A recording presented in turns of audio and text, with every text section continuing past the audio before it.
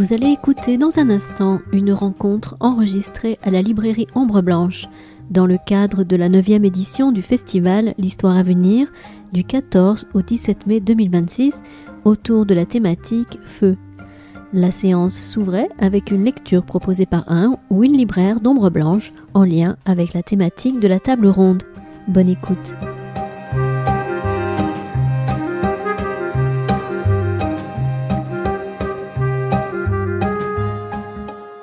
Bonjour à toutes et à tous, merci d'être venus aussi nombreux et nombreuses à cette rencontre du festival L'Histoire à venir à la librairie Ombre Blanche. Nous remercions particulièrement Catherine Perlès de sa présence ici dans le cadre donc, du festival. Je vais d'abord dire un petit mot sur l'animation du jour qui sera faite par Nicolas Tessandi, qui est préhistorien et également membre du comité scientifique du festival L'Histoire à venir. Mais avant toute chose, avant de commencer, et évidemment Nicolas présentera plus longuement le travail de Catherine Perlès, mais avant de commencer la rencontre, à chacune des rencontres dans la librairie, nous proposons un extrait de livres lus par les libraires et choisis par les libraires de la librairie. Donc voilà, je vais laisser Raph nous dire qu'est-ce que tu as décidé de nous lire. Alors, bonjour à toutes et à tous. Je vais vous lire un court extrait d'un livre de Philippe Forest qui s'appelle Sarinagara. Il y a des expériences auxquelles sans doute rien ne prépare. Pas même la routine meurtrière de plusieurs années passées à côtoyer des crimes. De la chose exacte que désigne l'expression « bombe d'un nouveau style », alors qu'il se dirige vers Nagasaki, Yamahata et ses camarades ne peuvent rien savoir. Les seules consignes diffusées par les autorités militaires auprès des troupes enjoignent les soldats de se protéger des effets de l'arme inconnue en s'abritant sous des couvertures. C'est tout. La désorganisation est totale, et c'est dans un pays presque paralysé qu'il faut progresser. 12 heures sont nécessaires à la mission pour couvrir en chemin de fer la toute petite distance qui sépare Hakata de Nagasaki. À 3 heures du matin, le lendemain de l'explosion, Yamahata parvient à la gare de Michono-o, la dernière station avant le terminus, là où la ligne, désormais, s'interrompt. Plus loin, c'est le noir. Le grand noir vif et froid de la nuit sur laquelle, Yamahata s'en souvient, brillent toutes sortes d'étoiles limpides. Une route descend vers la ville et conduit jusqu'aux usines d'armement, propriété de la puissante et prospère firme Mitsubishi. Les bâtiments sont en ruine. Aux portes se tiennent encore quelques sentinelles qui marquent l'extrême limite au-delà de laquelle plus rien n'existe et qui pointent du doigt, à l'intention des nouveaux venus, s'ils les interrogent, le vide impensable et obscur qui, là-bas, s'est soudainement ouvert dans le monde. Yamahata ne raconte rien des pensées qui traversaient son esprit alors qu'il descendait vers la ville. Il dit juste le souffle chaud qui doucement émanait de la terre, la laine tiède et sans odeur venant de l'abîme, le vaste néant qu'il ne voyait pas, mais vers lequel la pente le guidait. Dans le noir, dit-il, s'allumaient par instants de petites flammes bleues qui passaient sur l'horizon, absents et puis s'éteignaient, phosphorescence fugace glissant vers nulle part, s'évanouissant en vain, des feux follets comme il en existe, dit-on, dans tous les cimetières, mais dont le nombre impensable, cette nuit-là, illuminait sous les étoiles l'extraordinaire silence du lointain gris où agonisaient des vivants par milliers.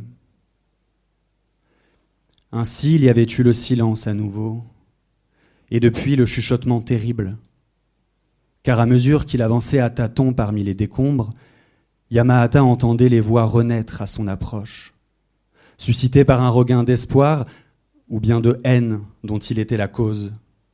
Lui, scandaleusement vivant, passant au milieu d'une catastrophe où toute chose avait perdu sa forme, lui, s'asseyant parmi les ruines, allumant une cigarette, sain et sauf, et attendant l'aube.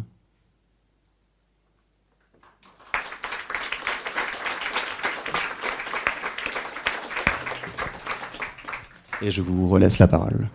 Merci beaucoup. Bien, bonjour donc de nouveau à tout le monde. Donc, du coup, donc je me présente. Moi, je suis Nicolas Tessandier, comme Maxime vous l'a dit, et je suis là au titre. Je suis préhistorien, comme Catherine Perlès que vous allez entendre aujourd'hui, et je suis membre donc du comité éditorial du festival. Donc, on est là aujourd'hui, cet après-midi, pour parler de ce livre.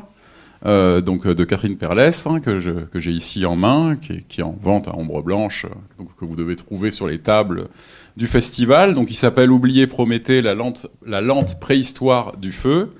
Donc on va avoir le temps d'en discuter avec Catherine. Simplement donc pour vous présenter rapidement l'intervenante et notre invitée du jour, donc Catherine Perlès, qui elle est professeure émérite à l'université de Paris-Nanterre, où elle a fait l'essentiel de sa carrière en tant qu'enseignante chercheuse.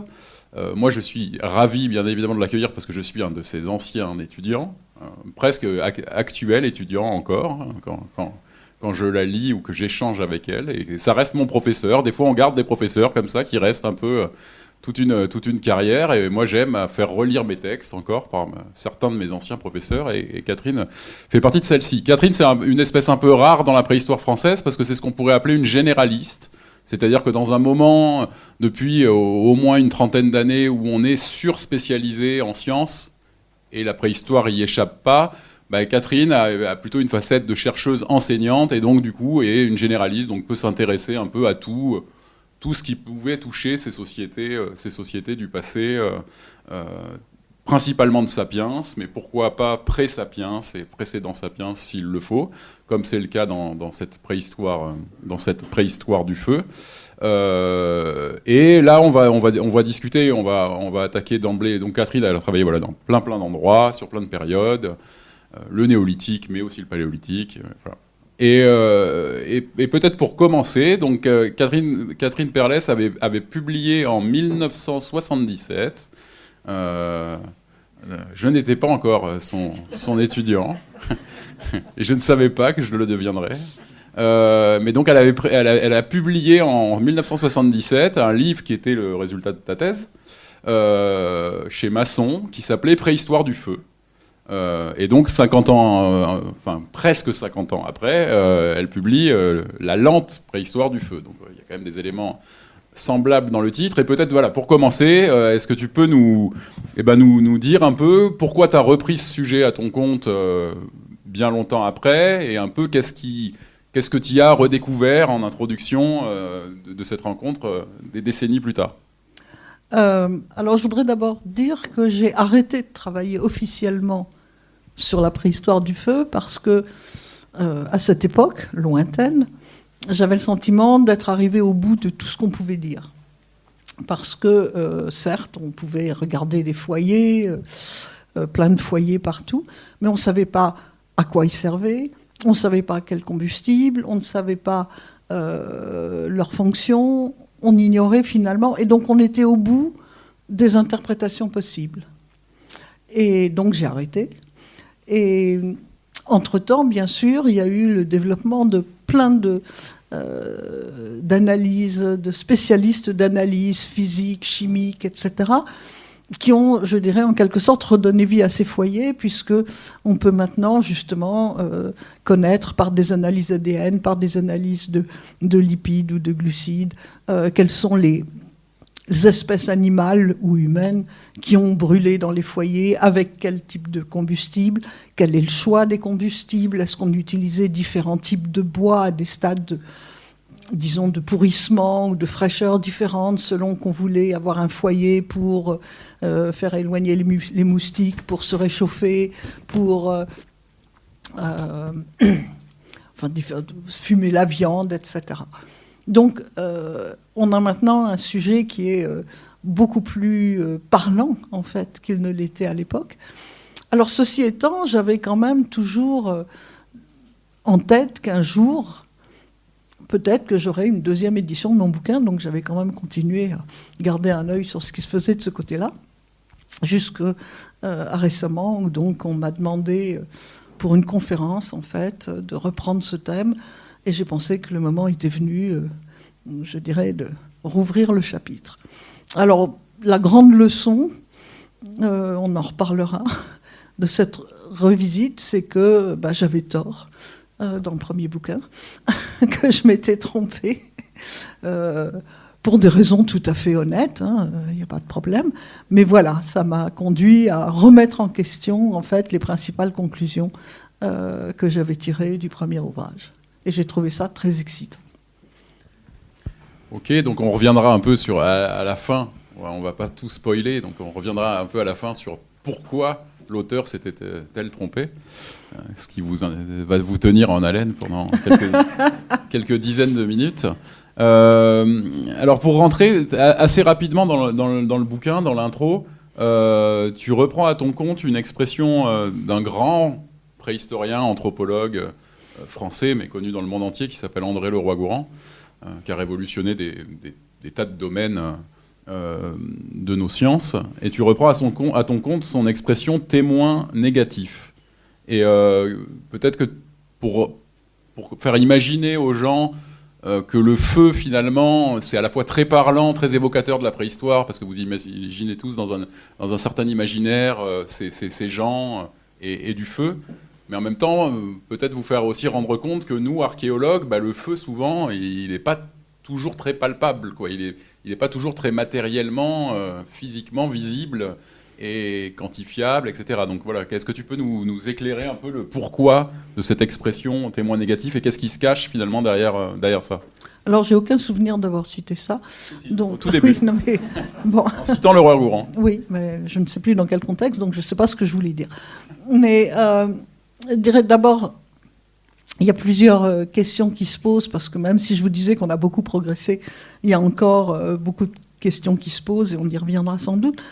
Mais déjà, par exemple, vous savez sans doute tous que les premiers homininés, les premiers préhumains, ou les premiers ancêtres de notre espèce actuelle vivaient dans des savanes africaines. Or, déjà, le premier problème, c'est que dans les savanes africaines, les incendies de brousse sont extrêmement fréquents, mais vraiment très, très fréquents. Donc déjà, première question qui va se poser, pour rechercher les traces les plus anciennes d'utilisation du feu, est-ce qu'il s'agit d'un incendie naturel ou est-ce qu'il s'agit effectivement de foyers ou d'une utilisation très ancienne du feu? Donc déjà là, on commence à avoir des problèmes. Bon. Témoin négatif aussi, c'est tout ce qui permet, par exemple, de produire le feu, éventuellement par friction, comme ici. On y reviendra aussi, mais je pense que ce n'était pas le cas. Mais imaginons qu'ils aient produit du feu tel que le décrit Figuier, c'est-à-dire avec des baguettes de bois. Bon, elles ne se conservent pas. Donc on ne les a pas. Bon. S'il y avait des superstructures pour faire fumer de la viande, on ne les a pas. Donc il y a toute une série d'éléments qui, de toute façon, quelles que soient les techniques analytiques dont on dispose, vont nous manquer. Bon. Ensuite, il y a le problème qu'on appelle taphonomique, c'est-à-dire tout ce qui se passe dans le sol une fois que les vestiges archéologiques sont déposés sur un ancien sol d'habitat ou d'occupation, etc. Ensuite, vous avez les sédiments qui se déposent, mais vous avez aussi les vers de terre, les taupes, l'acide du sol. Enfin, il y a toute une série de facteurs à la fois biologiques et chimiques qui vont, par exemple, détruire les charbons. Donc, à nouveau, il va falloir se réfléchir à chaque fois, si on n'a pas de traces de feu, est-ce qu'on est sûr que ça n'est pas une question de taphonomie, de destruction, en fait, des vestiges par la suite de l'enfouissement. Voilà, donc... Et puis, il y a des témoins négatifs sur lesquels on va revenir, justement, qui sont les sites où on ne trouve pas de traces de feu. Et ça, on va revenir dessus, parce que c'est, pour moi, un élément essentiel. Donc oui, qui seraient vraiment les témoins négatifs. Voilà, les témoins négatifs, qui sont ceux, en fait, qui m'ont le plus intéressé dans cet ouvrage.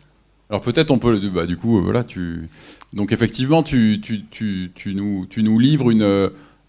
alors dans ce petit livre, il y a tout un tas de réflexions, mais il y a aussi une forme de revue documentaire très, très étayée, de sources bibliographiques les plus récentes, sur les questions des premiers feux. C'est un peu une question, voilà, on s'est tous interrogés en préhistoire, on s'interroge souvent sur les premiers. Voilà. Je ne vais pas dire les premières fois, et du coup, le premier feu, voilà, et souvent ce qu'il y avait derrière, et c'est un peu ce que Catherine démontre dans le livre, souvent ce qu'il y a derrière, c'est qu'on se dit que du moment où on tient le premier, à partir de ce moment-là, l'invention ou cette nouvelle découverte va rester, va demeurer, puis on va la retrouver. Plus on va remonter dans le temps, plus cet acquis doit rester, et puis il y aura des nouveaux acquis qui vont s'empiler avec ça, car le feu va entraîner d'autres conséquences, etc. Voilà. Et un peu ce que toi tu nous dis du bilan documentaire. Alors là, on parle sur les périodes très anciennes, donc avant Sapiens, pour l'instant. Mais ce que tu nous dis et ce que tu nous montres en Afrique, au Proche-Orient, en Europe, c'est que c'est faux. Et qu'effectivement, donc là tu peux étayer, nous aller un peu plus loin et être plus précise que moi, sur finalement, et qu'est-ce qui pourrait expliquer que on puisse trouver du feu ça et là, mais pas du tout partout, et loin de là partout, dans ces périodes très anciennes. Oui, alors, j'ai parlé des charbons qui ne se conservaient pas. En revanche, il y a en général, autour des foyers, c'est une règle très générale, au moins des pierres qui ont chauffé, qui ont rougi, voire des silex qui ont éclaté sous l'effet du feu. Il y a le sol lui-même, l'argile qui va pouvoir cuire et rougir. Et lorsque les ossements sont conservés et qu'on a une utilisation du feu pour la cuisson des aliments, des ossements brûlés. Voilà. Donc il y a quand même une espèce de trilogie terre brûlée, pierre brûlée, ossements brûlés, qui même en l'absence de charbon peut nous indiquer un usage du feu. Alors sur cette base, ce qu'on remarque, voilà, on prend une période très reculée, 1,5 million, 1 million, avant nous, bien sûr. Bon, là, on a 4 exemples. Aucun n'est indubitable parce que ce sont 4 sites de plein air dans les savanes africaines. Donc on a toujours le problème de savoir si c'est un feu naturel ou une utilisation du feu par les hominidés. Il y a quand même un élément qui peut accréditer l'idée que ces hominidés très anciens, donc là on est du temps d'Homo ergaster ou des premiers Homo habilis, ont manipulé le feu. Et là je vais vous montrer. Voilà. Parce que en réalité, alors là évidemment c'est en condition de captivité, mais déjà si on regarde les autres espèces de primates, en réalité ils n'ont pas du tout peur du feu. Ils aiment bien manger de la nourriture cuite. Là, vous avez des exemples de macaques qui mangent des patates douces cuites. Et puis, on a même là, ça c'est un petit peu extrême, un bonobo, donc une forme de chimpanzé, disons un cousin du chimpanzé, qui est très connu, Kanzi. Et Kanzi, en fait, adorait les marshmallows grillés. Et donc, il avait appris à récolter du bois pour faire du feu et à se servir d'un briquet pour allumer son feu et ensuite faire cuire ses marshmallows. Bon, d'accord, on n'est pas vraiment dans des conditions absolument naturelles, mais enfin, ça montre déjà que c'est possible déjà d'accoutumer. Et ça, c'est plus intéressant parce que ça, c'est vraiment de la condition naturelle. La plupart des chimpanzés vivent dans des forêts tropicales humides où là, effectivement, les incendies sont pas très fréquents, mais il y a quand même des groupes de chimpanzés de savane. Donc là, on a un groupe de chimpanzés qui est dans les savanes du Sénégal. Et ce qui est tout à fait intéressant, c'est qu'ils ont été observés justement lors d'incendies naturels, bien sûr. Alors, 2 choses intéressantes. La première, c'est qu'ils savent jauger la dangerosité de l'incendie. Et ils ont des comportements différents selon qu'on est en début de saison sèche ou en fin de saison sèche. Donc, en début de saison sèche, ils savent que ça ira pas très loin, qu'il n'y a pas beaucoup de soucis à se faire, donc ils regardent le machin. Ils savent calculer la trajectoire de l'incendie, partir dans un autre côté, s'éloigner tranquillement, et quand ça s'est éteint ou que c'est parti ailleurs, ils se précipitent, comme d'autres animaux d'ailleurs, pour aller rechercher des noix cuites, des petits rongeurs cuits, des lézards grillés, etc. Donc, en fait, ils exploitent déjà sciemment les bénéfices, en fait, que peuvent apporter un incendie. Alors, moi, je n'ai aucune raison de penser, je ne peux pas le prouver, que nos ancêtres hominidés étaient plus idiots que les chimpanzés et n'avaient pas également compris d'une part, à la fois comment réagir devant un incendie, et d'autre part, comment exploiter en fait toute cette nourriture cuite dont ils profitent. Il faut savoir qu'en fait, beaucoup d'animaux carnivores aiment la nourriture cuite. Et il y en a un exemple que moi je trouve absolument extraordinaire. Voilà. Ça, ce sont des oiseaux pyromanes, des milans noirs, qui en fait propagent le feu intentionnellement, justement pour avoir encore plus de ressources à pouvoir consommer cuites. Donc ils prennent des braises dans leur serre ou dans leur bec et ils vont propager l'incendie au loin. Voilà. Donc tout ça pour dire aussi que pendant très très longtemps, moi la première, on a dit que le vrai problème de la maîtrise du feu, c'était de vaincre la peur du feu. Et je l'ai écrit comme tout le monde, qu'il y avait l'étape, comme il n'y a rien de particulièrement technique à entretenir un foyer à partir de braises naturelles, que le blocage, puisqu'on va le voir finalement, l'usage régulier du feu est tardif, que le blocage c'était un blocage psychologique ou cognitif. Il fallait vaincre la peur. En fait, ça c'était la première grosse erreur que j'avais faite, comme tout le monde, c'est qu'en réalité... ça ne tient pas la route, si je puis dire, parce qu'on s'aperçoit, comme je vous le montre, que beaucoup d'animaux, y compris donc parmi nos plus proches cousins, savent très bien gérer les problèmes du feu. Donc, ouais, alors ça, on est à 1,5 million, 1 million. Donc je vous dis une possibilité dans ce qu'on pourrait appeler une phase d'habituation ou de prise de connaissance. Puis ensuite, là, on a une phase plus intéressante, entre 1 million et 500 000. On est loin, hein. Bon, entre 1 million et 500 000, on connaît en tout et pour tout 4 gisements où on a des traces de feu qui là sont nettement plus probantes pour 2 raisons. Enfin là, on est sûr qu'il s'agit effectivement d'une utilisation du feu intentionnelle. D'une part parce que sur les 4 gisements, il y en a 3 qui sont des grottes. Alors les incendies en grotte, ça arrive de temps en temps quand on a ramassé beaucoup de litières, mais enfin, c'est quand même pas fréquent. Et surtout, c'est répété. C'est pas un exemple, un seul, c'est des superpositions qui se répètent sur des très longues durées. Mais ces 4 gisements, il y en a 2 en Afrique, il y en a un au Portugal, et... Proche-Orient, non, c'est Afrique de l'Ouest, Afrique du Sud et Portugal. Donc, ils sont complètement isolés. Aucun rapport possible entre eux.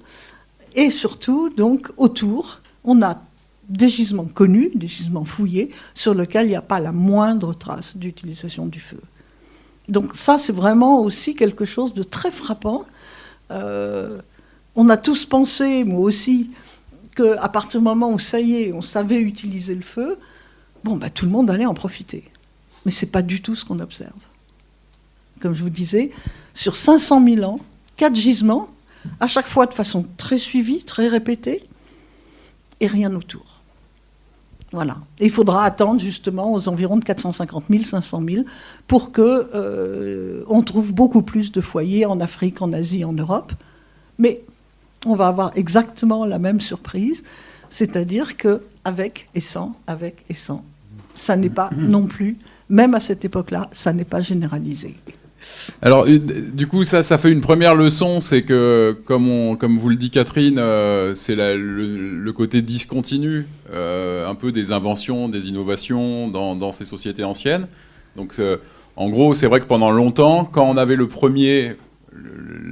balbutiement ou l'apparition d'un phénomène, dans une fresque chronologique, on avait plutôt l'habitude de tirer des lignes continues en disant ça apparaît, j'en sais rien, moi, il y a 700 000 ans, et puis hop, on tirait une ligne continue jusqu'à de la fin de la préhistoire ou jusqu'à nos jours en disant ce phénomène, il apparaît là. Et puis en fait maintenant, si on le faisait pour un peu toutes les inventions, c'est vrai pour le feu, mais c'est vrai pour des tas d'autres aspects innovants qu'on peut voir apparaître, souvent on les voit disparaître. Alors, est-ce que tu peux peut-être alimenter cette discussion sur ces phénomènes d'apparition-disparition et sur ce qu'on peut se dire aujourd'hui en tant que préhistorien sur pourquoi ce feu, dont on peut penser qu'il a des avantages, on a toujours tendance à voir les avantages des innovations plutôt que les contraintes, On voit la lumière, la sociabilité, la cuisson des aliments, le feu qui repousse les proies, les redoutables carnivores, le feu technique, le feu technologique. Enfin, voilà. Est-ce que tu peux un peu nous entretenir sur quelles sont les hypothèses que tu peux présenter pour expliquer du pourquoi ça se maintient pas et pourquoi ça prend pas, quoi. Alors, ça, c'est une hypothèse que j'avais émise, non pas dans le bouquin original, mais dans un article de la revue L'Histoire beaucoup plus tard, où là, j'avais, je pense, déjà un peu progressé. C'est-à-dire de dire, voilà, c'est exactement ce que dit Nicolas, on parle toujours des avantages. Et on est, disons, dans une société, dans un monde philosophique, dans un monde épistémologique, ou peut-être influencé à la fois par la biologie et par l'économie. Tout ce qui est avantageux doit être adopté. Bon. Donc on voit toujours la bouteille à moitié pleine. Bon. Mais il faut regarder aussi l'envers du décor. Supposez que vous ne sachiez, même si vous savez produire du feu d'une manière ou d'une autre, a fortiori si vous ne pouvez pas le produire et que vous utilisez des braises d'origine naturelle, il faut entretenir le feu en permanence. Bon, entretenir le feu en permanence, ça veut dire chercher du combustible. Ça veut dire éventuellement, si vous êtes dans des régions un peu humides, pensez à l'avance à récolter du combustible pour le faire sécher, pour pouvoir l'utiliser. Bon. Ça veut dire qu'il faut qu'il y ait quelqu'un qui reste auprès du foyer pour justement l'entretenir ou le protéger des intempéries.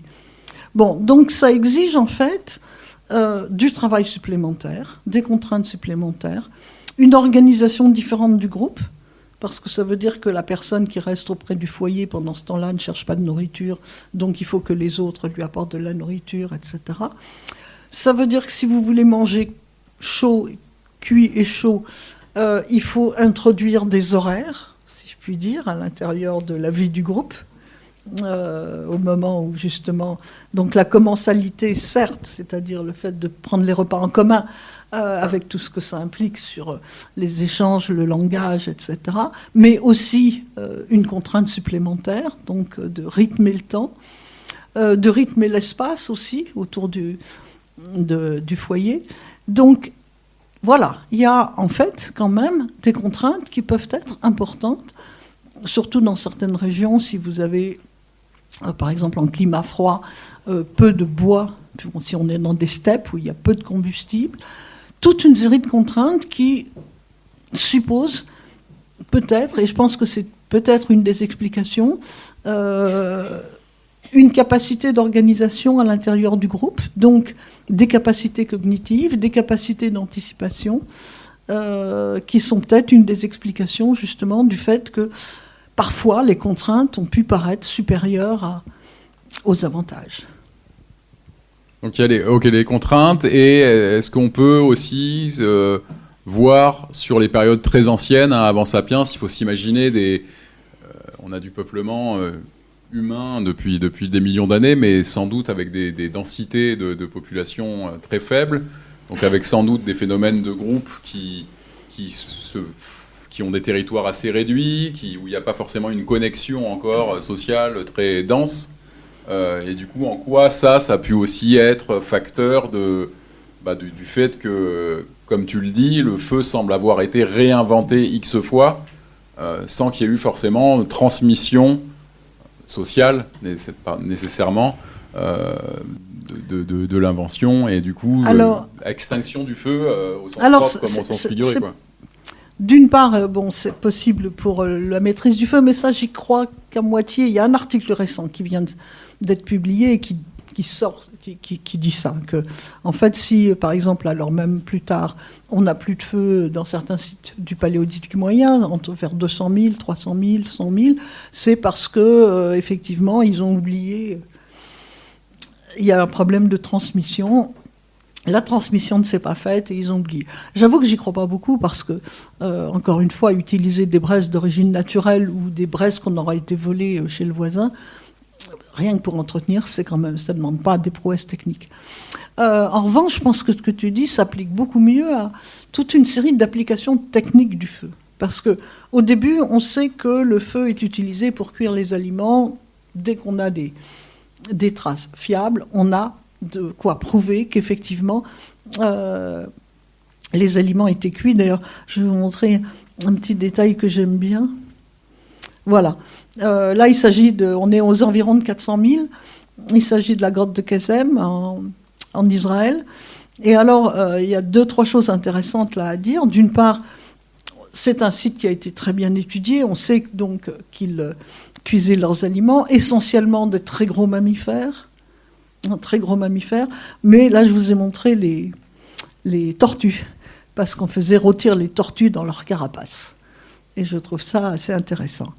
L'autre point d'ailleurs, en parenthèse à souligner sur cette diapo, ce sont des dents humaines qui montrent un mauvais état de santé en général, et aussi énormément de tartres dentaires. Alors, de nos jours, les dentistes s'acharnent à vous l'enlever, ce qui est vraiment pas sympa pour les archéologues, parce que, en fait, le tartre dentaire conserve énormément d'informations sur votre alimentation, ou sur la mienne.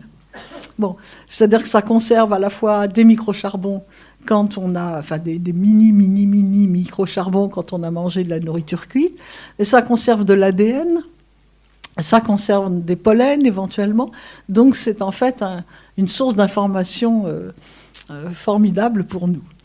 Et là, c'est une des raisons, par exemple, il y avait des microcharbons dans le tartre de ces dents, et donc on confirme les ossements brûlés, les carapaces de tortues brûlées, etc.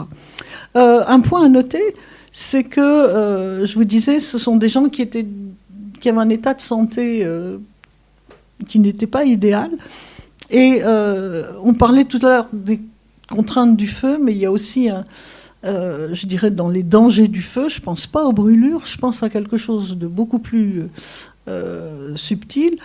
C'est qu'en fait, avoir des foyers dans les grottes, ben, ce n'est pas idéal pour la santé. Bon, il y a des problèmes d'émission de gaz, il y a des problèmes d'augmentation de la température qui, liés à l'humidité de la grotte, peut provoquer en fait des chocs thermiques sur le corps. Et donc toute cette exposition, en tout cas au gaz, produit par le feu, au carbone enfin, en particulier, mais pas seulement, si vous n'êtes pas dans des endroits où l'aération se fait parfaitement, ça peut être assez délétère. Et l'une des hypothèses qui a été proposé pour Kezem, c'est que l'état de santé un petit peu médiocre de ces groupes pouvait venir d'une exposition justement trop prolongée, puisque c'est un des sites où on a justement l'utilisation du feu pratiquement en continu, et que ça pourrait être une des raisons pour lesquelles en fait leur état de santé n'était pas parfait. Alors là, on a beaucoup... Attends, pardon, tu peux enchaîner, vas-y. Oui, je voulais enchaîner alors. Non, ça c'était juste une parenthèse. Donc je voulais dire que donc le feu au départ, lumière bien sûr, chaleur bien sûr, protection contre le tigre à dents de sable si ça vous amuse, mais il faut encore que lui ait peur du feu, ce qui n'est pas absolument évident, et puis donc nourriture. Bon, mais après, alors plus tard, là on saute carrément dans le temps, à partir de 200 000, peut-être un petit peu avant, on commence à utiliser le feu non plus comme source d'énergie pour la chaleur et la lumière, mais comme source d'énergie pour transformer d'autres matériaux. Bon, donc là, on voit apparaître les usages techniques du feu, la pyrotechnologie. On en a toute une série d'exemples. Je vais vous en montrer quelques-uns. Voilà. Par exemple, utiliser le feu pour fabriquer des emmanchements pour les outils. Donc ici, vous avez un exemple de ce qu'on appelle du brai de bouleau, qui est donc une sorte de résine qu'on produit à partir de l'écorce de bouleau, en faisant chauffer. Bon, je ne vais pas rentrer dans tous les détails, mais donc on a déjà vers 200 000 un usage technique du feu qui est quand même assez joli pour extraire donc cette résine à partir du bouleau, par pyrolyse, par condensation. Voilà. Donc, dans les usages techniques, on a là d'autres types d'emmanchements avec là aussi des composants très variés. Donc, parenthèse d'ailleurs, Comme par hasard, les emmanchements pour les armements, c'est un domaine sur lequel ils ont fait preuve de beaucoup de créativité depuis longtemps. C'est vraiment un domaine où on voit des expérimentations qui ont été faites et refaites, variabilité, tout ce qui pouvait améliorer l'armement. Malheureusement, ça a été, disons, une occasion de créativité. Ce qu'on appelle le traitement thermique de la pierre, c'est-à-dire une chauffe très lente et contrôlée qui va permettre d'améliorer les qualités à la taille. L'utilisation du feu pour la mise en forme du bois. Et vous avez ici un exemple qui me touche énormément. Ce sont ces bâtons à fouir, donc des bâtons pour aller chercher des tubercules dans la terre, qui donc remontent à près de 200 000 ans, et que moi j'adore parce que je veux dire, le bâton est tellement usé, lissé, on sent qu'il a servi, qu'il a été aimé, que voilà, je trouve ça assez magnifique. Des lances, etc. Aussi, pour les colorants, là aussi, il y a un très vieil usage du feu pour obtenir la couleur rouge. Bon, cette couleur, symboliquement, c'est importante. Donc, on utilise, comme il n'y a pas toujours des colorants rouges locaux, on peut utiliser, en fait, du jaune, de la goethite, et par chauffe, la transformer en hématite. Et vous avez ici ce très joli exemple qui date d'il y a 100 000 ans environ, où vous avez des coquilles d'ormeaux. Et à l'intérieur de la coquille d'ormeau, il y a une pâte colorante qui est faite à partir d'un mélange qui comprend de l'ocre, de l'os pilé, de la graisse animale et des petites palettes pour ensuite s'en servir, faire des tatouages probablement ou quelque chose comme ça. Alors, voilà, un autre exemple très ancien, c'est la chauffe des coquillages pour obtenir des contrastes de couleurs. Alors je vous montre ça parce que d'abord ce sont des usages techniques du feu qui sont pour certaines relativement complexes, qui n'ont rien, disons, de naturel. Enfin, on ne devine pas tout seul qu'on peut extraire du brai de brûlot ou chauffer la sylchrite. Mais surtout pour dire que ça, ce sont des bons exemples, justement, d'invention, d'innovation, puisque nous faisons la différence entre invention, c'est le moment où on découvre, et puis innovation, c'est quand ça se répand. Disons d'innovation qui à chaque fois apporte des avantages incontestables. On peut tailler la sylchrite par pression, alors que sinon on est obligé de taper dessus comme un sourd. On peut obtenir de la couleur rouge, on peut faire des différentes ornementations, on peut s'en servir dans la parure. Donc des avantages incontestables, mais pareil, elles vont toutes disparaître. C'est-à-dire elles sont caractéristiques d'une période qui se situe, enfin pour pratiquement toutes, entre 100 000, entre 150 000, 100 000, 80 000, et après ça va disparaître. Alors, c'est l'illustration de ce que disait Nicolas. Voilà, c'est avantageux, on l'exploite pendant quelques dizaines de millénaires, et puis ça disparaît, et il va falloir attendre encore des dizaines de millénaires pour que ce soit réinventé, redécouvert ailleurs. Et oui, alors, il y a deux façons de voir les choses qui ne sont pas nécessairement contradictoires. Un, c'est qu'il y a un changement dans les modes de vie, dans les modes de subsistance, dans le type de ressources exploitées, qui font que, par exemple, les armes avec des petites barbelures, comme je l'ai montré tout à l'heure, voilà, ça c'est des petites barbelures qu'on mettait vraisemblablement sur les armes, donc pour faire des armes très létales, n'étaient plus indispensables. Donc on peut envisager effectivement qu'un certain nombre de ces innovations ne soient plus considérées comme absolument nécessaires. Ou que tout d'un coup on n'aime plus le rouge, ou qu'il y a un tabou sur le rouge, et que donc, je veux dire, on peut toujours rêver. Bon, l'autre alternative, c'est de considérer qu'il s'agit effectivement de groupes qui, à un certain moment, disons, il y avait une sorte de florescence, une densité démographique suffisante pour que les connaissances se transmettent à la fois dans l'espace et dans le temps, de génération en génération, et puis qu'à un moment, il y a un déclin de ces populations, un déclin démographique, elles sont isolées, certaines éventuellement n'ont plus de descendance, et qu'il y a un certain nombre de connaissances qui se perdent parce qu'on a des groupes qui sont trop petits, trop isolés, sachant également qu'au gré des fluctuations climatiques, il peut y avoir des territoires qui s'ouvrent et qui permettent facilement, disons, les contacts, et au contraire, à des moments, des territoires qui se ferment et qui rendent les contacts entre les groupes beaucoup plus difficiles. Et du coup, alors, on va enchaîner sur ce que tu viens de dire. Moi, j'avais juste une question. Au début, on a beaucoup parlé d'environnement, enfin de savane pour les débuts, Afrique, donc des environnements chauds où il y a un contraste saisonnier assez faible, hein, où on a quand même des ressources végétales qui peuvent être constantes, plus ou moins constantes à l'année, etc. Et du coup, il y avait eu des auteurs qui avaient dit à un moment que le peuplement de l'Europe qui survient plus tard, et l'Europe qui est marquée, elle, par des fluctuations glaciaires, interglaciaires. Hein. Vous savez que pendant ces temps du Quaternaire, dans laquelle évoluent les sociétés de la préhistoire, on a des alternances entre des phases glaciaires plutôt très froides et des interglaciaires plus tempérées.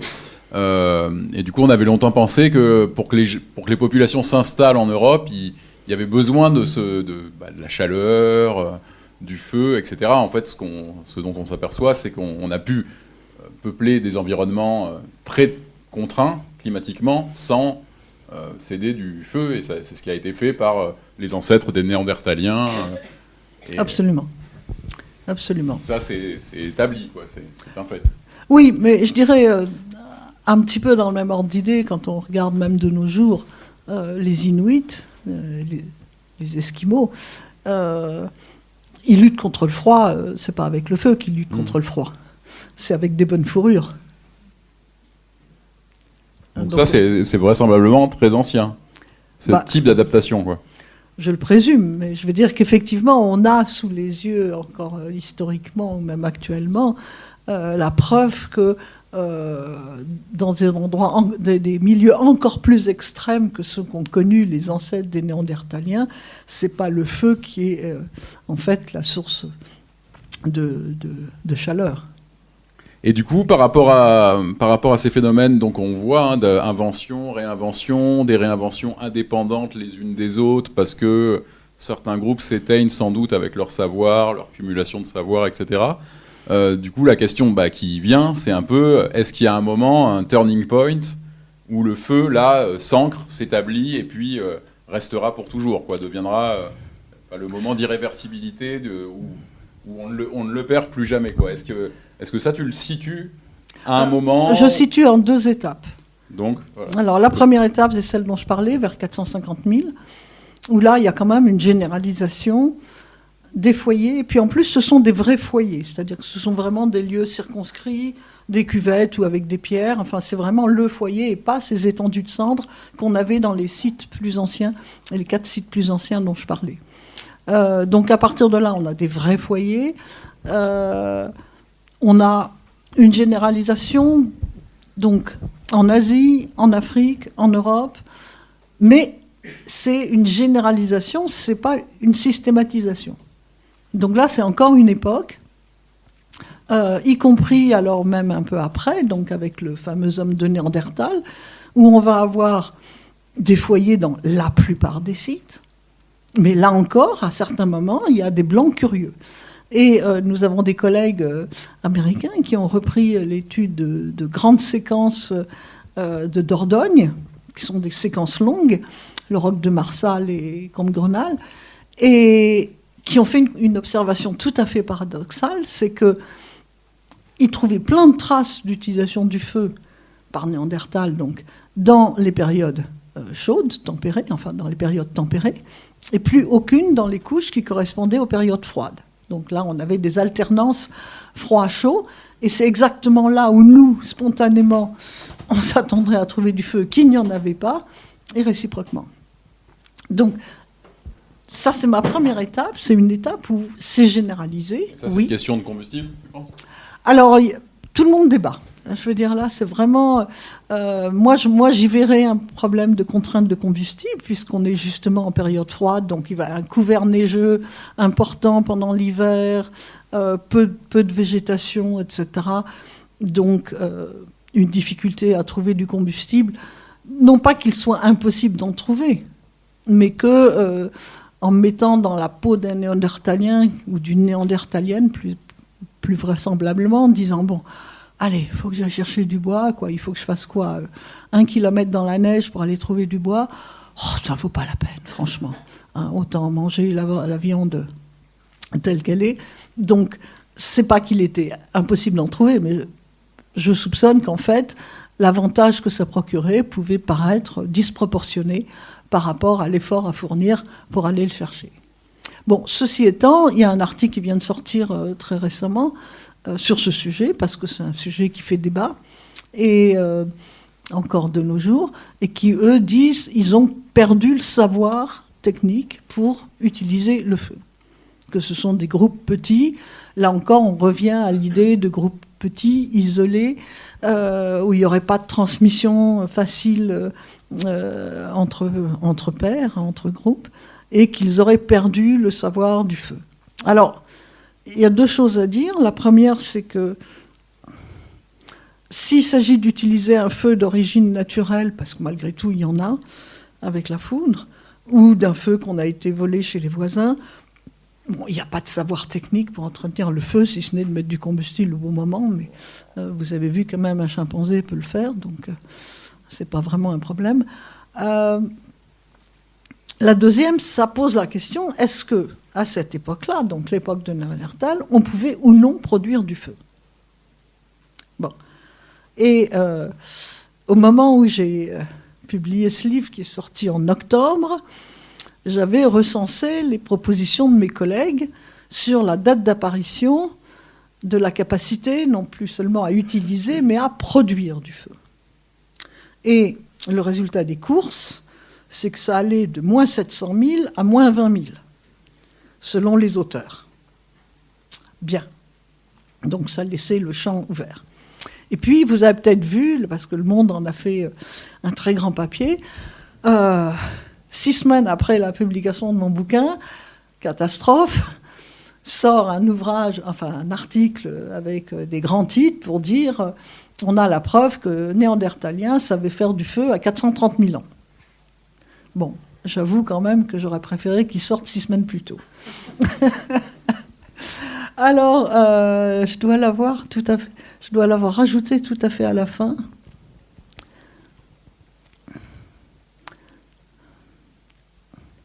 Voilà. Alors voici les coupables. Alors les coupables, ce sont en fait 2 fragments de pyrite qui ont été découverts donc à Barnum Farm et qui sont datés de 430 000. Alors la pyrite, c'est quoi? C'est un sulfure de fer. Et ça nous renvoie effectivement à la production du feu, puisque, vous le savez peut-être, taper un silex contre un silex, ça n'a jamais fait du feu. Ça ne marche absolument pas. Les pierres à briquet, les pierres à fusil, etc., c'est sur quelque chose avec du fer que ça marche. Et donc, dans les temps préhistoriques, en tout cas à partir de ce qu'on appelle le paléolithique supérieur, c'est-à-dire aux environs de 30-40 000, on a effectivement retrouvé des morceaux de pyrite de fer avec des traces de percussion, donc qui étaient effectivement utilisés comme briquet. Bon, là, évidemment, on est beaucoup, beaucoup plus vieux. On est 400 000 ans plus tôt. Bon, alors, disons que la porte est ouverte. Moi, j'ai rien a priori, ni pour ni contre, le fait que Néandertal produise du feu. Je veux bien que non. Enfin, je veux dire, j'ai pas d'opinion a priori sur. Je sais qu'il en avait les capacités cognitives, mais bon, le problème, en fait, avec cette, je dis, ça ouvre une porte, mais ça n'est pas, à mes yeux, une démonstration complètement aboutie. Pour 2 raisons. La première, c'est que sur le morceau de droite, qui a été trouvé sur un sol d'occupation, un sol d'habitat, avec un foyer. Pas de problème, il y a 15 pages d'analyse chimique, physique, etc., pour vous démontrer que c'est bien un foyer. Donc là, la batterie, la grande batterie. Et puis des silex brûlés, un biface, le fameux biface de l'Acheléa, un biface brûlé. Donc oui, c'est bien associé à des traces de feu, mais de combustion, mais le morceau de pyrite lui-même ne porte aucune trace, en fait, de percussion. Là où je suis aussi un petit peu perplexe, c'est pour le deuxième, celui de gauche, qui a été trouvé, lui, au-dessus, dans un niveau un petit peu supérieur, sur lequel rien n'est dit sur le fait qu'il y ait même des traces d'occupation humaine autour. C'est-à-dire qu'on nous dit qu'il a été trouvé au-dessus du paléosol, mais on ne nous dit pas qu'il y avait des traces d'occupation humaine au-dessus du paléosol. Voilà. Donc, il est possible, en fait... Alors, les auteurs s'appuient en disant, de nos jours, on ne trouve pas de pyrite à cet endroit-là, il faut faire 10 km ou 15 km.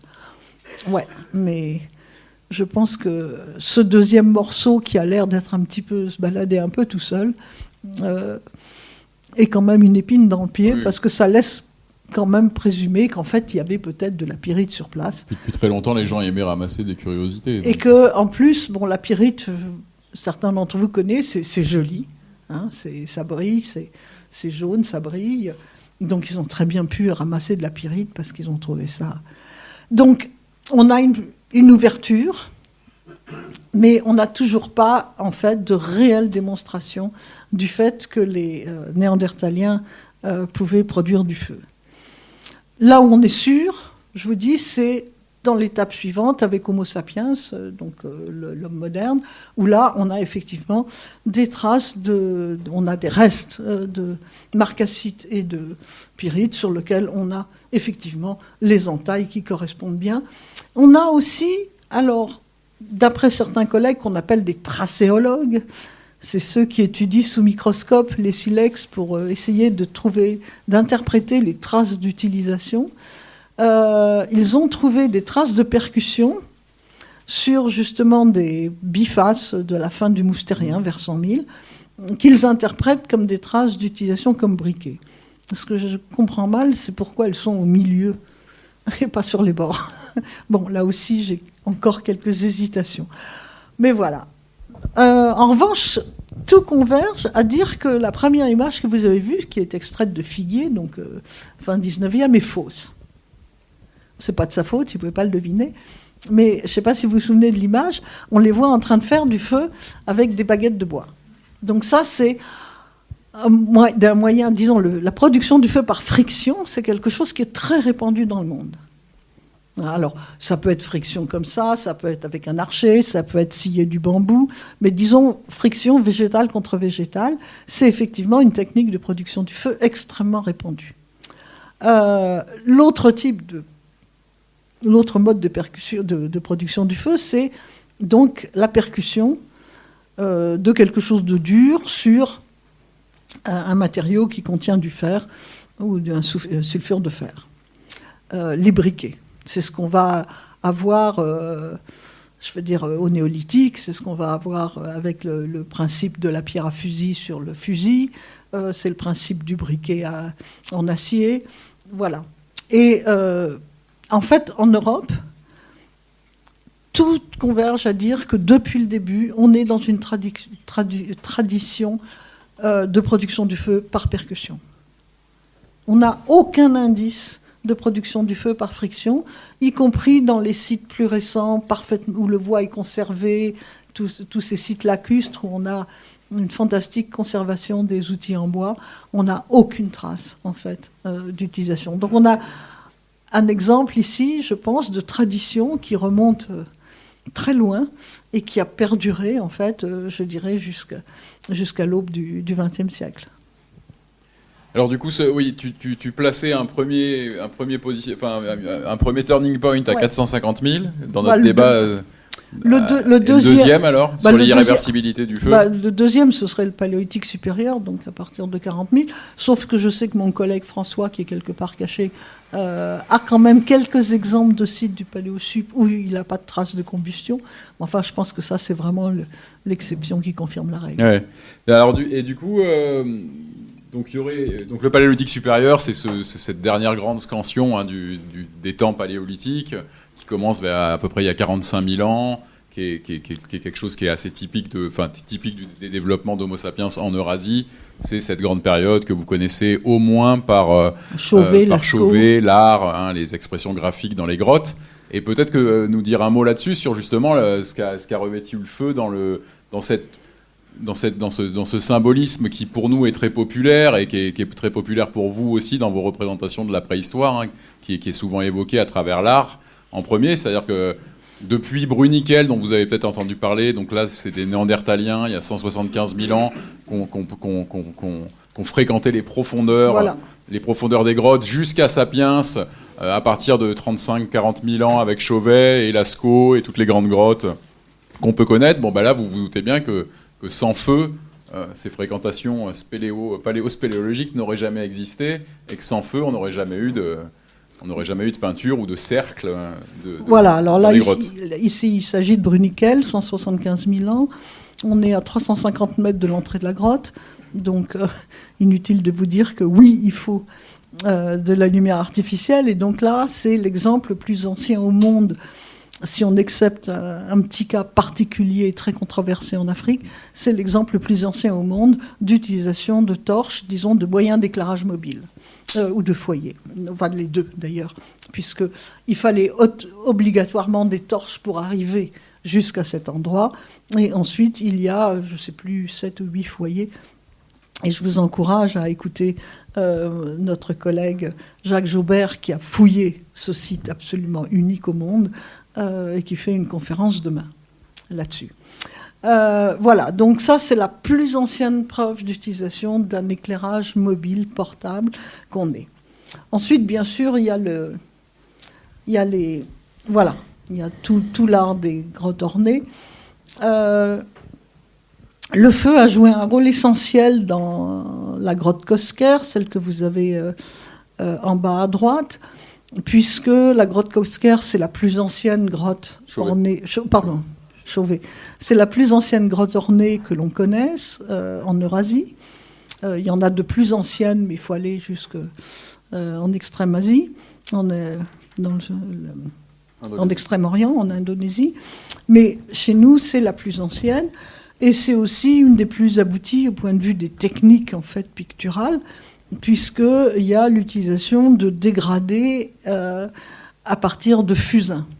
Et ce qui est intéressant, c'est que ces fusains, ce ne sont pas de simples charbons de bois qui viennent des foyers qui ont... Là, vous avez un exemple d'un foyer dans lequel on a trouvé les très gros charbons de bois, et vous voyez tout de suite que la voûte est immédiatement au-dessus. Alors, vous vous souvenez de ce que je disais tout à l'heure, des foyers dans des grottes, ça peut être vraiment dangereux. Il y a une étude récente qui est sortie qui dit que si vous n'avez pas un porche d'au moins 4 mètres de haut, n'utilisez pas de foyer, éventuellement des torches ou des lampes à graisse, mais surtout pas de foyer parce que là, ça devient trop dangereux. Bon, là, on n'est pas à 4 mètres de haut, on est à moins d'1 mètre. Donc là, c'est vraiment pas un foyer pour s'éclairer, c'est pas un foyer pour se chauffer, c'est vraiment, on a utilisé exprès cet emplacement pour produire du charbon de bois, donc du fusain. Donc là, c'est la plus ancienne trace qu'on ait au monde de production intentionnelle de charbon de bois dans un endroit justement où la combustion ne pouvait pas se faire de manière complète, de manière à garder justement un véritable charbon de bois, et qui a permis de faire ces fresques admirables de la grotte Chauvet. Ceci étant, j'ai cherché désespérément des preuves, disons, de la valeur symbolique du feu, aussi bien dans les périodes plus anciennes que dans celles-ci, qu'au paléolithique récent. Et je trouve rien. Enfin, je veux dire, il n'y a aucune figuration, aucun signe abstrait dans l'art des grottes qui puisse honnêtement évoquer le feu ou la flamme. Donc, il y avait certainement une symbolique très forte, mais elle nous est insaisissable. On ne trouve rien qui permette d'affirmer cet usage symbolique du feu. Enfin, disons, cette valeur symbolique du feu qui nous paraît pourtant tellement évidente. Mais elle n'est pas transcrite, on ne peut pas la saisir. Ouais. Oui, comme plein de... Enfin, c'est vrai que cette symbolique, c'est assez marquant, mais après, vous savez tous que dans l'art, dans cet art du paléolithique supérieur, il y a beaucoup de choses qui sont pas... Enfin, c'est pas des figurations réalistes, dans le sens, il y a jamais de, je sais pas moi, de cours d'eau, les animaux sont pas dans des prairies ou dans l'herbe des steppes, ils flottent là sur ces parois. Enfin voilà, il y a beaucoup moins d'humains figurés ou en dehors de représentations sexuées. Parce que je vois que le temps passe et on va laisser la parole à nos auditeurs et auditrices. Peut-être juste toi pour finir avant de laisser la parole. À la fin du bouquin, tu écris un truc du genre que l'évolution, un truc du genre. Citation Perles 2025. Elle écrit un truc du genre que l'évolution technique est tout sauf linéaire et cumulative. Or, c'est vrai que la culture cumulative, au début, on a dit, pendant longtemps, on a dit le propre des humains, c'est l'outil. Vous savez peut-être qu'il y a une quinzaine d'années, on s'est aperçu que les premiers outils taillés précédaient d'un bon demi-million d'années l'émergence du genre Homo. Donc bon, et en plus, on a plein d'exemples d'utilisation d'outils par des préhumains ou des non-humains, des primates ou autres.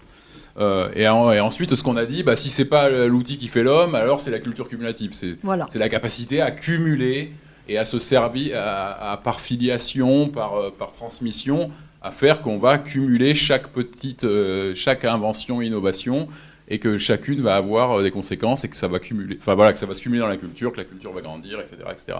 Du coup, toi, tu te sers de de l'exemple du feu pour dire que ça n'est pas le cas.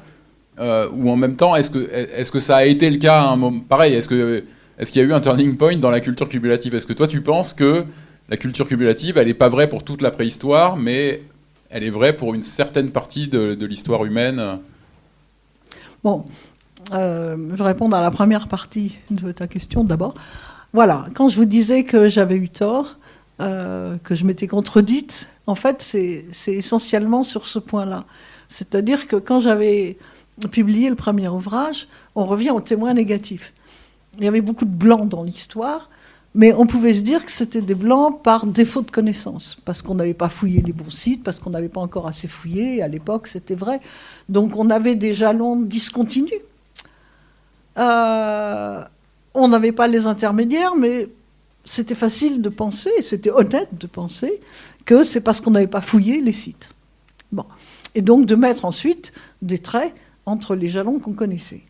Bon, depuis le temps, les fouilles évidemment se sont multipliées, et c'est là que nos témoins négatifs interviennent, c'est-à-dire que non, on ne peut pas mettre un trait entre les jalons, parce qu'on sait maintenant qu'il y a effectivement des techniques qui sont perdues, des sites qui n'ont pas utilisé le feu, des endroits où ça a été utilisé et perdu, etc. etc.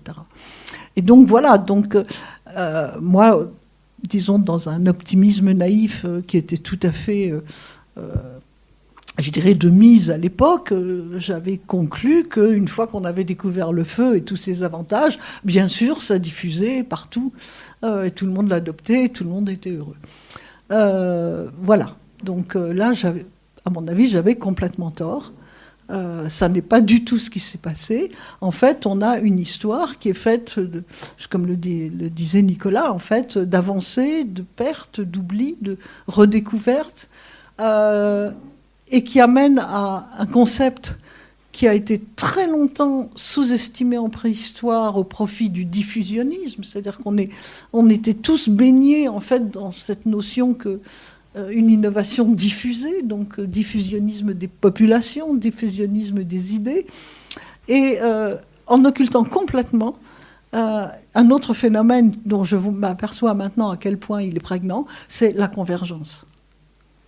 Les phénomènes de convergence, c'est-à-dire que on redécouvre la même chose en différents points du monde. Je sais que dans l'avion, là, tout à l'heure, je retrouvais encore dans l'écrit d'un de mes collègues un phénomène superbe de convergence, puisque quelqu'un parlait de poterie. Les plus anciennes poteries, par exemple, dans les usages techniques du feu, ce sont des poteries de chasseurs-collecteurs qu'on trouve en Extrême-Orient, donc Japon, Sibérie, sud de la Chine. Et puis, juste après, on en a au Mali.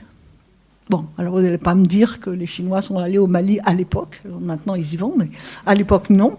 Donc, on a un bel exemple là, de convergence encore que je retrouvais. Donc, on a une histoire qui est une histoire hachée, discontinue, avec beaucoup de phénomènes de convergence, et qui va totalement à l'encontre des théories, disons, d'évolution, ce qu'on appelle l'évolutionnisme social, qui voudrait effectivement qu'on ait une culture cumulative où une fois que quelque chose est avantageux, ça diffuse, ça s'accumule, ça se garde, mais c'est pas ce qu'on observe en tout cas ici. Voilà. Merci donc Catherine pour cette première partie d'intervention. Merci.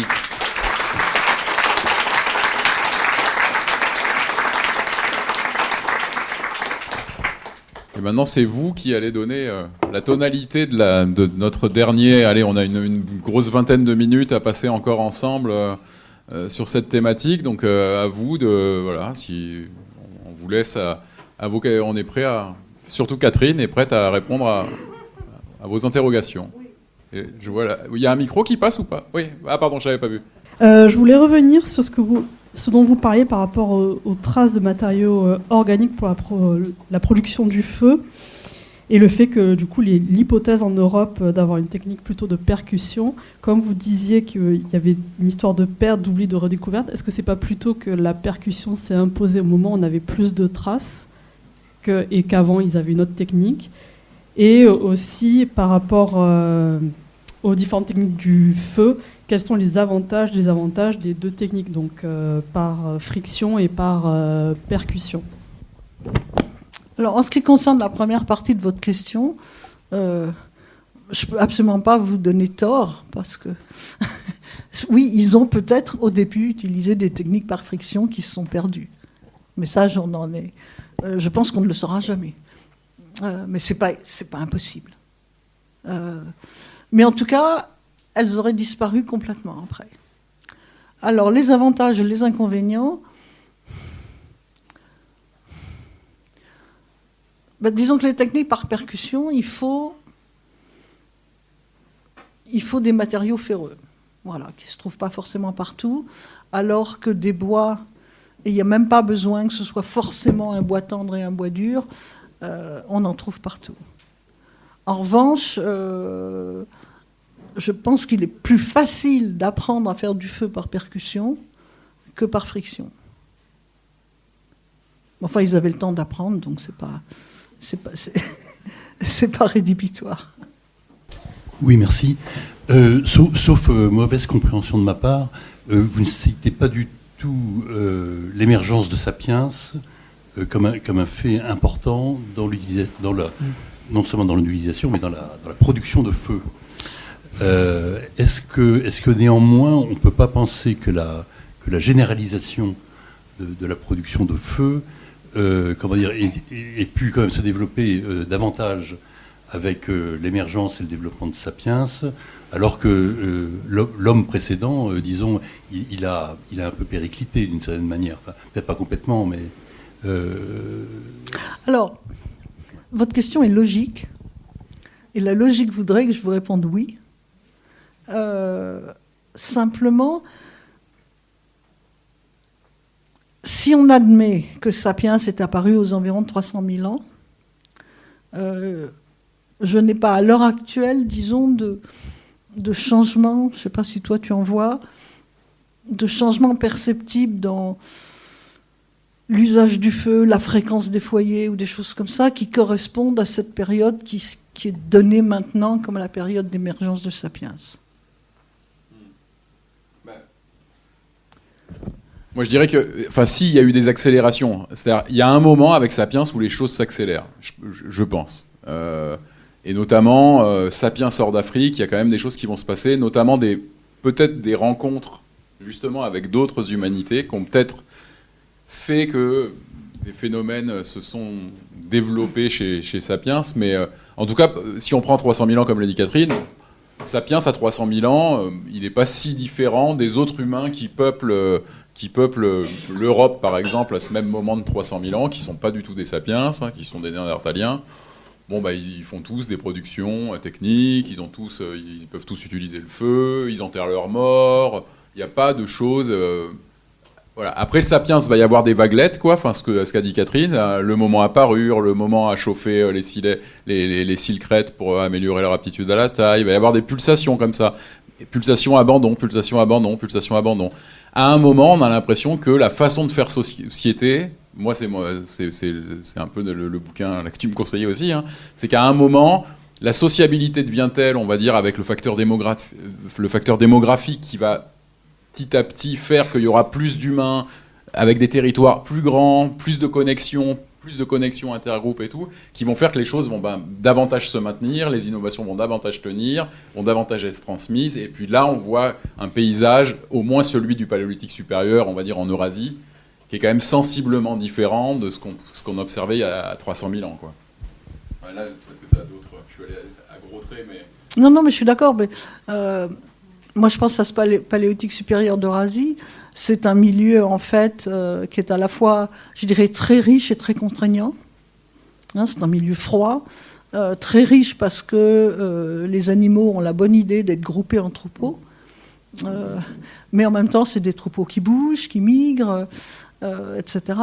Et donc là, ça va probablement contraindre, justement, les groupes humains à avoir beaucoup plus d'interactions à longue distance avec d'autres groupes humains. Et donc un système beaucoup plus complexe de transmission d'informations au travers de la parure, au travers de l'art. Et donc là, effectivement, les choses vont se stabiliser.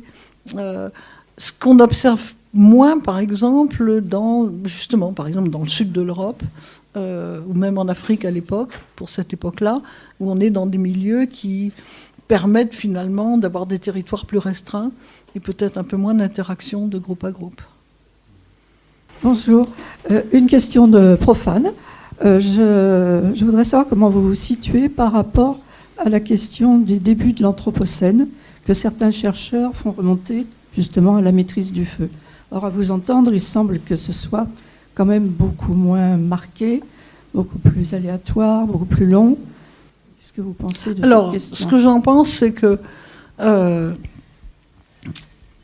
il y a quelques indices, mais alors pas du tout, qui remontent pas du tout aussi loin, d'utilisation du feu, en particulier en Australie, à partir de 12 000, on est à peu près certain qu'ils faisaient du brûlis, donc qui modifiaient un petit peu leur environnement par l'usage du feu. Il y a des modèles paléoclimatiques qui laisserait indiquer que le milieu du Paléolithique supérieur en France, par exemple, en Europe, était plus ouvert qu'il ne devrait l'être compte tenu du modèle paléoclimatique qui aurait voulu qu'il y ait plus de forêts.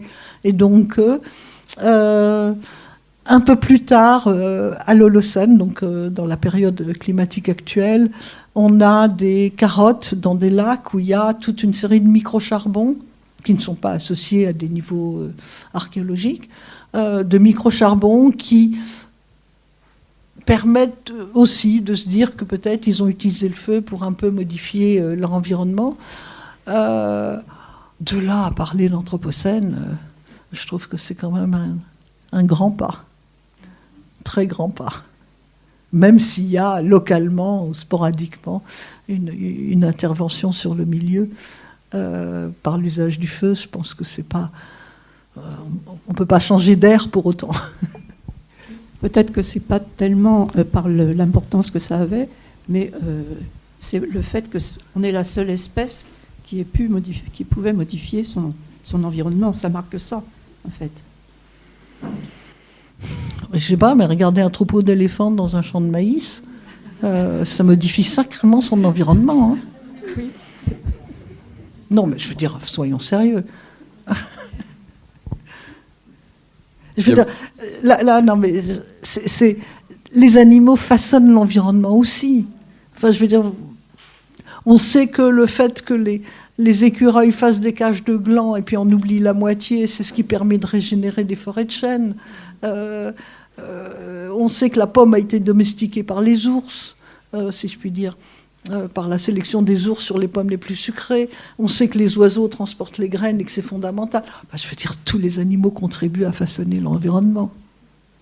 En tout cas, c'est comme ça que je vois les choses. Il y avait une question tout au fond. Je voulais savoir si vous pensez qu'il y aurait pu avoir une sorte de préhistorien de la préhistoire où, à un moment où le feu a été perdu, certains néandertaliens ou sapiens aient pu retrouver quelques traces de foyer ou de peinture et se soient interrogés sur le fonctionnement de ces outils. Je laisse Catherine répondre, mais non. moi je me suis toujours interrogé sur comment eux percevaient, je veux dire, l'altérité ou des choses qui les précédaient. Mais forcément, ils devaient avoir, comme tout humain, comme toute personne à conscience. Ce qu'on sait, c'est qu'ils aimaient bien venir réempiler leur passage à des endroits où il y avait eu du passage de gens qu'ils n'avaient sans doute jamais connus. Parce que ça, on le voit très bien dans les grands abris pyrénéens, périgourdins, ou d'ailleurs, où on a des empilements de couches répétées, et où des foyers peuvent se faire dans le même lieu, etc. Alors, quelle pouvait être la réflexion d'un groupe qui aurait perdu le feu et qui se retrouvait face à une trace de feu, alors que lui-même l'avait perdu dans sa tradition? C'est vrai que c'est intéressant de se pencher, de réfléchir à ça. Est-ce que quelqu'un... Oui, je pense que... Non, mais je pense que... Je ne sais pas ce qu'ils pensaient, mais en tout cas, ce qui montre la pertinence de votre question, c'est qu'on a souvent des outils beaucoup plus anciens qui ont été ramassés. Et dont on sait, nous, en fait, qui datent de plusieurs dizaines de millénaires avant, et qui ont été, en fait, récupérés et repris.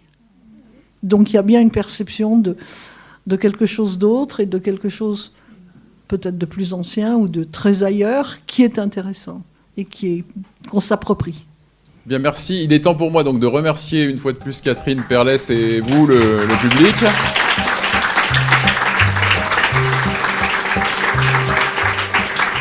Vous venez d'écouter à l'instant une rencontre à la librairie Ombre Blanche lors de l'édition 2026 du festival L'Histoire à venir, organisé par l'Université Toulouse Jean Jaurès, le Théâtre Garonne, la librairie Ombre Blanche et les éditions Anacarsis. Vous pouvez retrouver cet enregistrement sur le site de l'Histoire à venir et sur notre plateforme Mixcloud Radio Toulouse.